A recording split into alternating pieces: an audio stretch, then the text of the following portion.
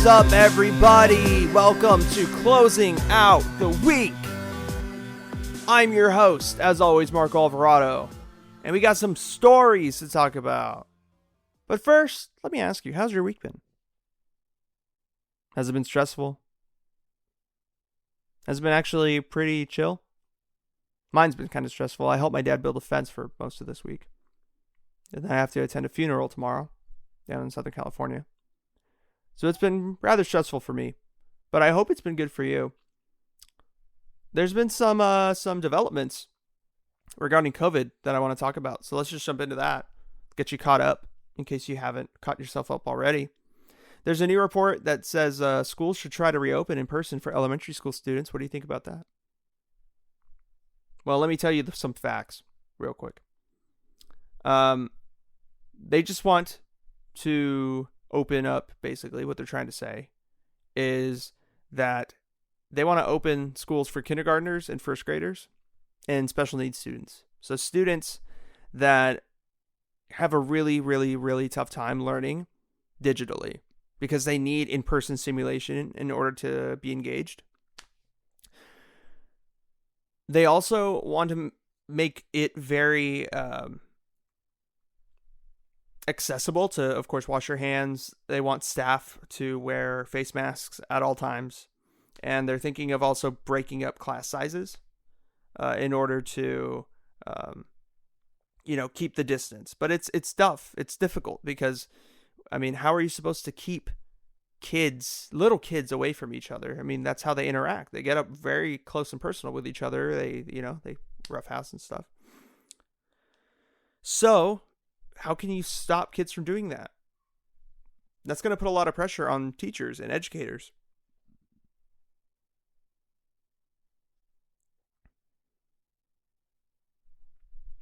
So they need to be compensated more, right? They need to be compensated adequately for the added stress that they're going to be under from not just interacting with more humans than they would be just staying at home, but also because their job is pretty fucking hard. A lot of people have been saying for a long time teachers need to be paid more, but now if they're going to be working with kids in very close quarters inside and having to make sure that they stay apart, there's a lot of added stress to that, and they deserve to get paid more. I know that for the other age groups that still need to go to school too, a lot of school districts are kind of leaning more towards shifting lessons to become at-home based, meaning for older kids, they could still do Zoom calls and stuff. But for younger kids who are like in the in-between, so like second to like maybe like 6th grade, maybe 7th grade, it would be at-home learning, meaning the parents would basically be homeschooling the children.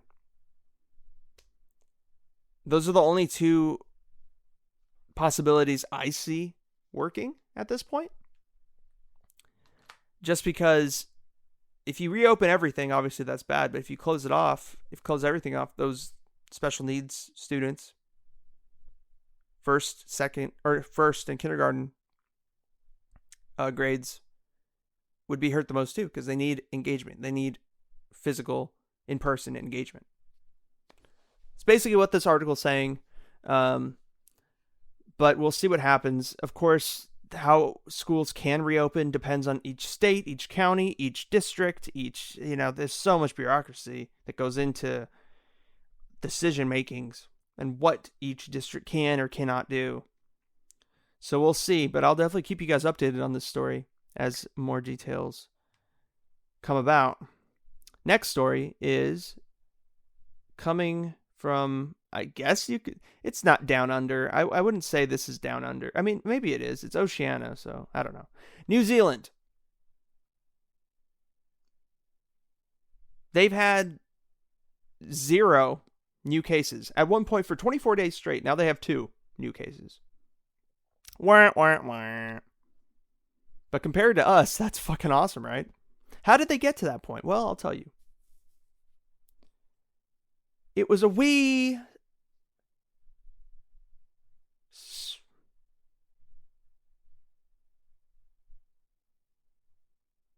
winter day in February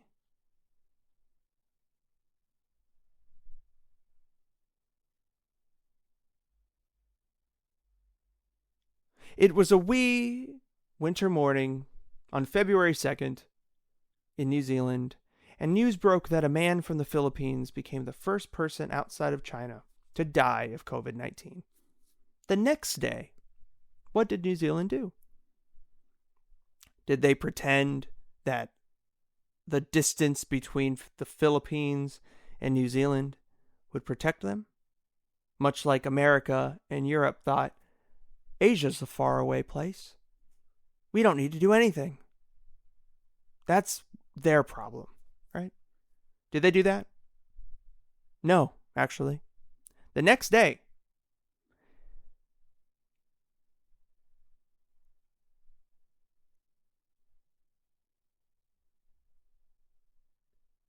they banned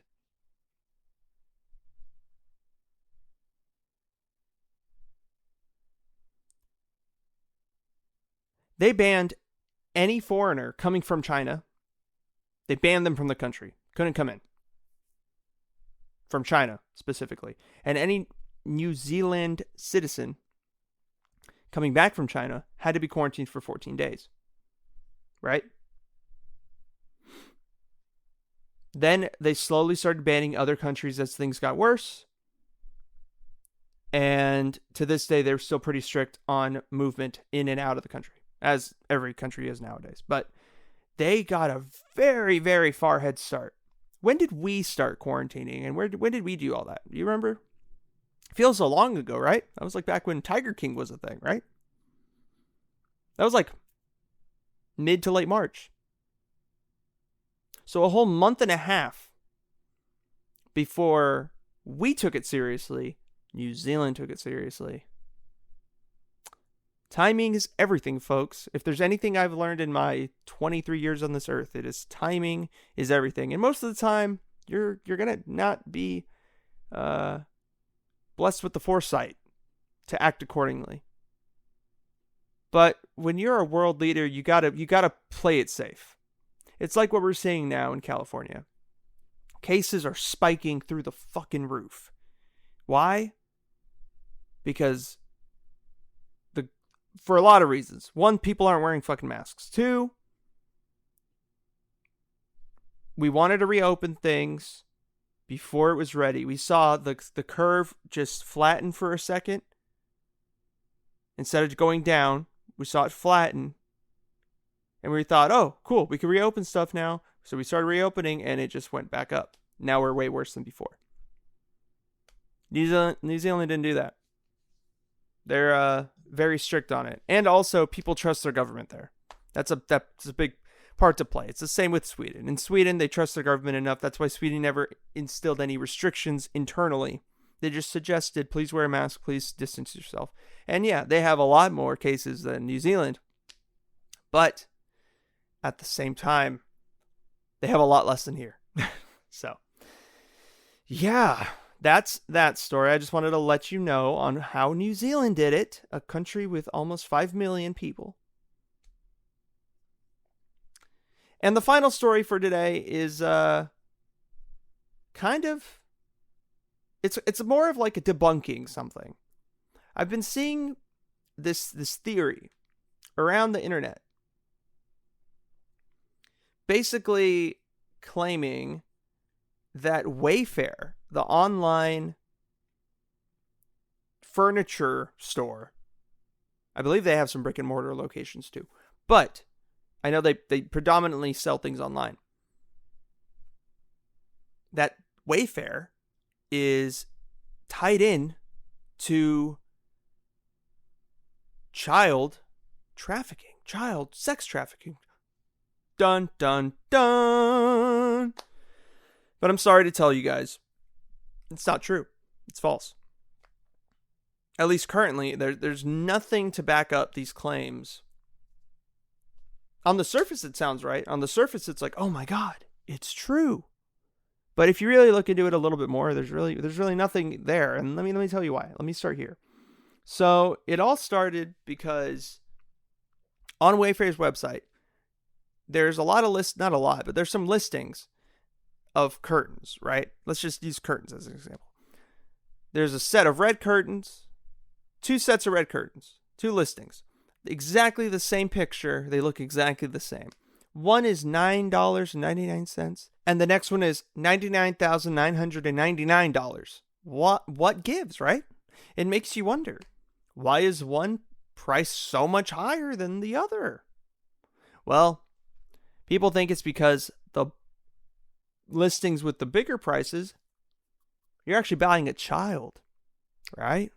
That would make sense. Children are definitely a lot more expensive than curtains, right? Yes, they are. But the thing is, when you go a little deeper, people are saying that if you take these SKUs, right? These parts of these identifying numbers for that specific listing, and you take that number and you put SRC USA in front of it on this one Russian search engine, and you type all of that together, you'll get pictures of really young girls posing really, really, really, really seductively. And that's actually true. That part is true. You do. But if you type in any numbers with SRC USA in front of those numbers on that specific web browser, or search engine, I should say, you're going to get those pictures. So it's not tied specifically with those SKUs of Wayfair. That's weird. It is weird. That specific fact is weird, right? But it's not because Wayfair has like the secret database of like all these different little girls, right? You could put any number after the SRC USA tag thing, pretense, and you would get those pictures. So that's one little debunking. Then the other one is that there's pictures. The pictures themselves, or the descriptions of these listings, have like, some of them have like girl names attached.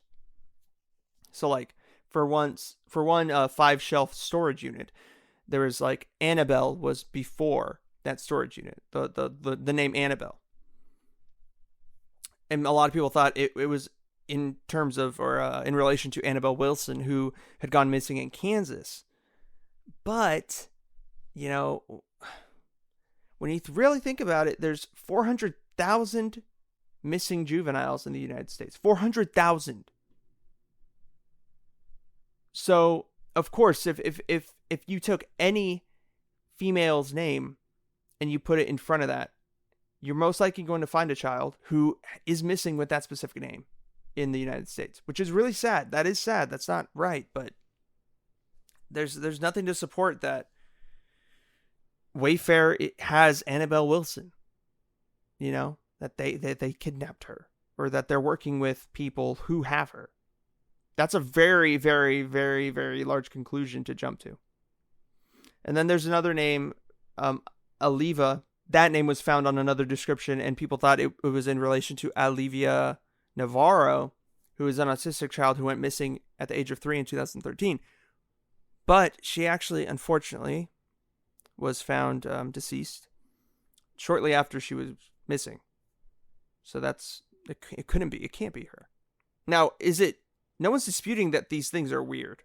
That you have these prices, which you see the same thing on like Wish and other online shopping retailers, where you see these just like ridiculous prices next to this one item that's just really cheap, that you could only get like for $10 at Walmart, but you're gonna really charge me what, like almost $10,000, $20,000 for it? It's weird. But there's really nothing to support that Wayfair is involved in child sex trafficking at all. And then there's another little thing I have to debunk. Sorry. But a man named Frederick Walker Jr. was arrested on June 21st, right? He was wearing a Wayfair shirt, and he was arrested for an involvement in a prostitution ring. However, there was 24 other people who also got arrested. None of them had any relation to Wayfair, and none of them were wearing that shirt either. So it doesn't really make much sense why, if you just took this image of this guy and you just were like, see, child sex trafficking. Another thing, none of the people that were taken into custody or saved from this prostitution ring were children. They weren't children. So it's a little weird how people are kind of just jumping into this and jumping on Wayfair because they think they are doing this really fucked up thing. Now, is their website weird? Is it weird that they have these prices and that they have, these names of like girls in their description? Yes, it is weird, but that's what happens online, man. There's weird shit that happens. I don't know, but I'm just, and the thing is, I'm reading all this stuff off of Snopes. Okay, I'll put the article in the description if you want to read it. All right. So now it is time for the theme of the week, and I'll be quick. The theme of the week is consideration. Folks, let's have some consideration for each other and just wear masks, please. Please. It's worked in other countries. If we just follow what other people are doing, we could get out of this too. But it looks as though we're going to be in this COVID situation for maybe years if it's going at this rate. And we can't do that. There's other countries that are already recovering, and we are getting worse. We need to do something. We need to get over ourselves and just put the piece of cloth over our fucking face. That's it. That's all we need to do. And it'll help out a lot. Let's be considerate, please. Don't worry, you could still be Republican and put a fucking cloth on your face, alright? You're still a man. Alright? Don't worry. Nobody's thinking lesser of you for doing it. Actually, people will think more of you. The people that really do matter will think more of you. Okay? Alright. And with that, concludes this, I'll conclude this episode of Closing Out the Week. Hope you guys have a great weekend. I'll talk to you guys next week on Wednesday for the Closers Podcast. Take care.